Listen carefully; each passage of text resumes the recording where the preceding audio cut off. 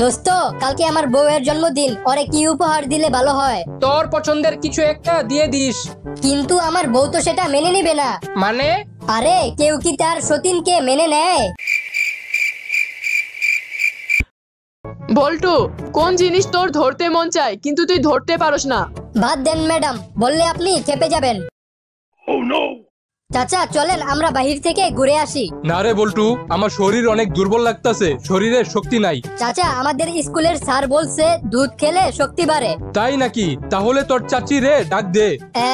আরে আমি বুঝাইতে চাইছি, তোর চাচি রে ডাক দিয়ে বল ফ্রিজ থেকে দুধ বের করে আমাকে দিতে। তুই কি মনে করছিলি? আঙ্কেল, আমি মোটর সাইকেল কিনেছি। তা আগে কি দিয়ে কাজ চালাইতা? আগে আমি সাইকেল দিয়ে কাজ চালাইতাম। আঙ্কেল, আমি বিয়ে করেছি। তা আগে কি দিয়ে কাজ চালাইতা?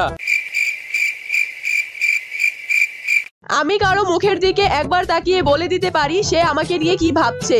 ম্যাডাম, তখন আপনি অনেক লজ্জা পান, তাই না?